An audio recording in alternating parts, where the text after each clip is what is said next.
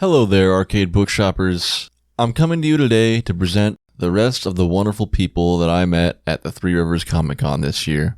These are lovers of both game and story, and I just want to introduce you to Rohan, Joseph, Alexavier, and Joe, who all have different perspectives to offer when it comes to the importance of storytelling in both the video game and written word mediums. Part of the experience of stories is meeting new people and hearing their stories. And even though the introvert in me got pretty exhausted at that convention, the stories of real live acquaintances will never get old for me. So to all the gentlemen who were willing to speak with me, thank you so much, and I hope you enjoy hearing yourselves, the others, and the rest of what we've done with Arcade Bookshop. Rohan? Yeah. All right. If you've followed Lord of the Rings, there's a Riders of Rohan. Yeah.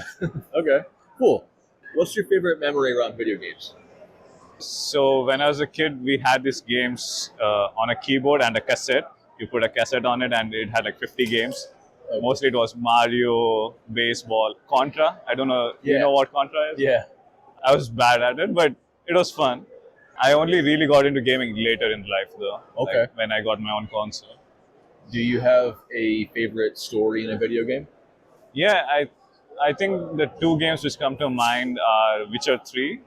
Okay. I thought was very well done, and Nier Automata. Have you heard of Nier Automata? I have. I haven't played it though. Yeah, it's quite tipsy of sorts. Yeah, those two are like pretty good in terms of storytelling. Witcher 3 just because how well you get immersed into the world. It feels like a really well-lived world, and it feels real. And Yeah, I've heard it's like very in depth, and it can take you like ages to really experience the full like breadth of the game. yep, there's like a lot of Easter eggs or like random side quests you take turn out like really long quests, and they have impact over like the actual story as well. Yeah. So that's a very good way of storytelling, I would say. As for Nier Automata, it's not as straightforward. As in, like, it is only a single story, but it has like 26 endings. Most of them are joke endings, but it's not like a diverging story or like Witcher where you can impact where it goes. It's just that with each ending you uncover a bit more, and also its play style is both retro and new hack and slash. So Yeah. I thought it was pretty cool. Is there a book that reminds you of a game, or vice versa? Well, for Witcher, it's pretty straightforward, right? Like this Witcher series, which Okay. it heavily relies on. For Nier, it's sort of like a manga book with philosophy.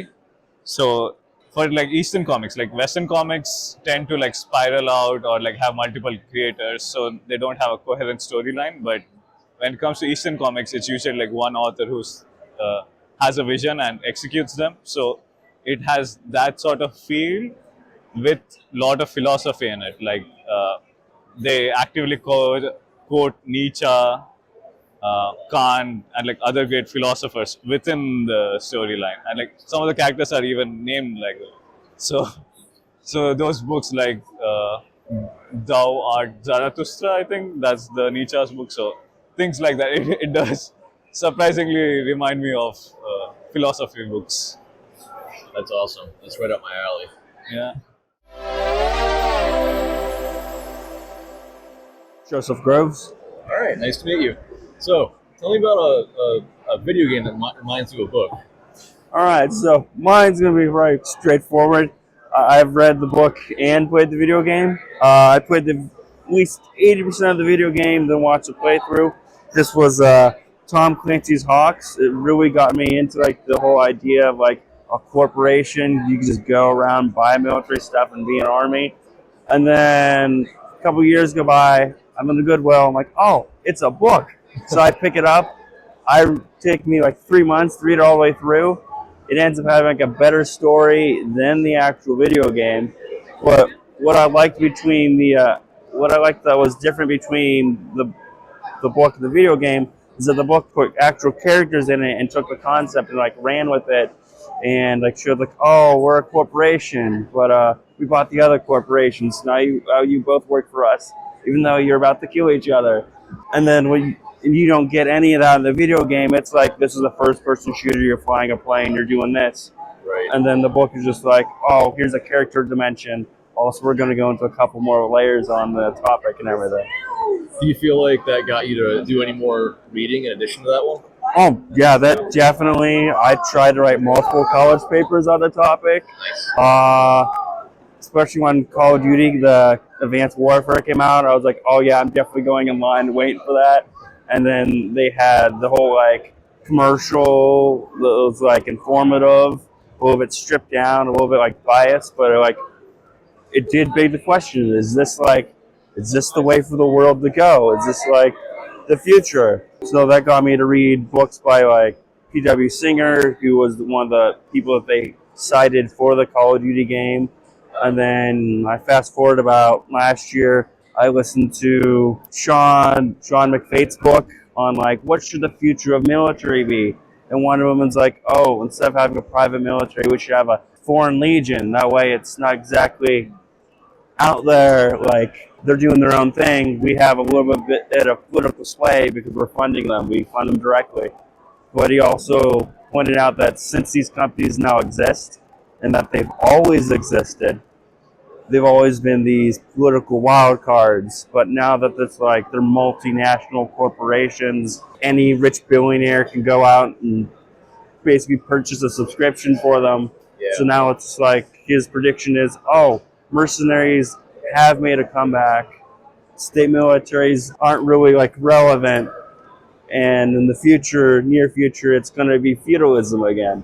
Like, just starting from, like, a video game, reading a book, reading more books, and then just coming up with the whole philosophy, which then led me to, like, wanting to write my own take on the whole concept. Oh, that's fantastic. So maybe eventually it'll be out, maybe eventually I'll finish it, but, like, it's just the cultural impact of this one thing leading into another.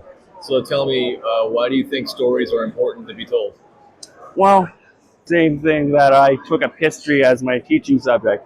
Okay. Like, the thing that I like between history and stories is they're stories. His story based off of the first historian, this guy wrote a story, and that's where you get history. Right. The little play on words there. Yeah. But it's important to pick up a book, read it, and imagine yourself being in that world, and then taking what you learn and putting it into this world and going, do we have any of those problems here? Should I be scared? If you are, good.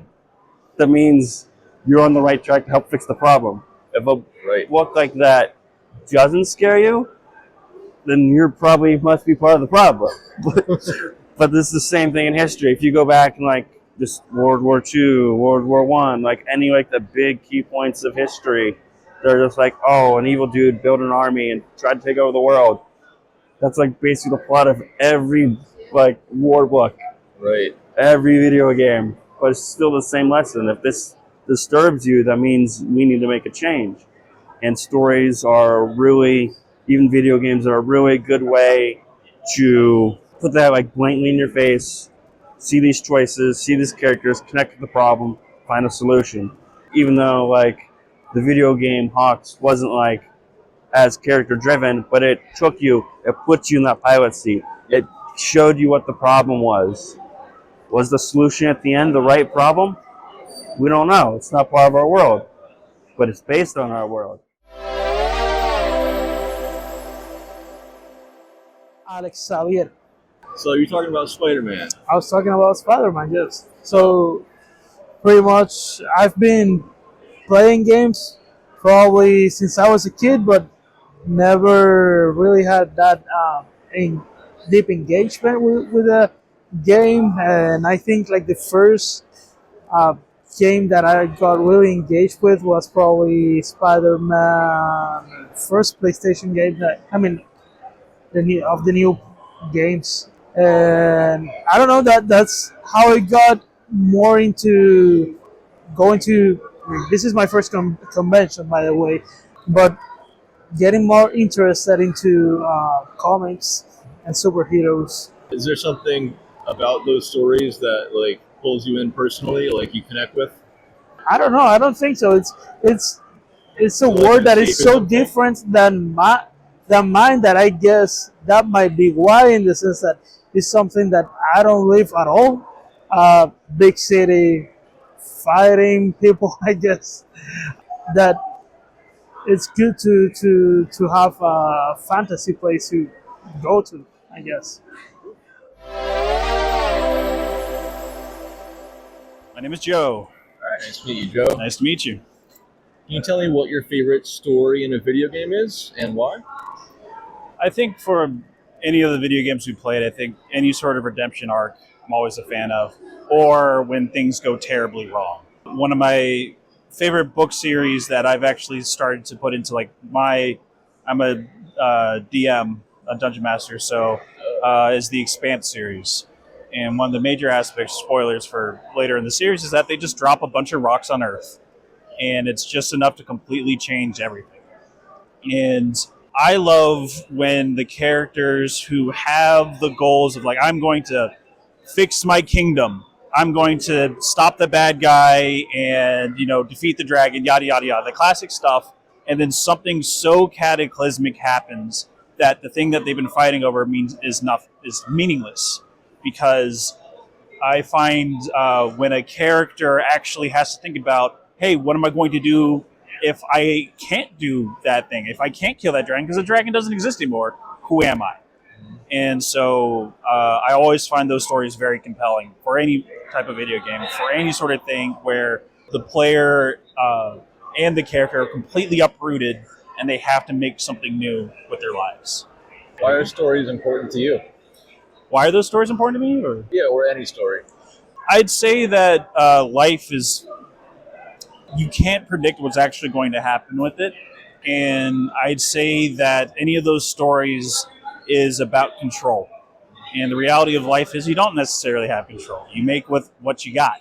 A lot of characters, I feel, can be not necessarily one-dimensional, but if the only thing about their character is just a plot, if it's just, okay, you're just going there, you're beating the bad guy, and that's it. You don't, like, where do you go grocery shopping? Where do you do any of those things that are afterwards? Mm-hmm. I feel like it's more important for a character to be well-rounded.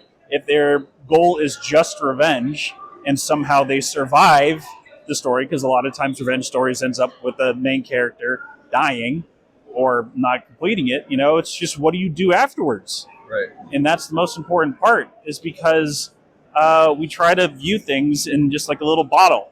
Like, okay, dragons attacking, the princess is another castle, right? It's just, oh my gosh, I have to get through this stage right now.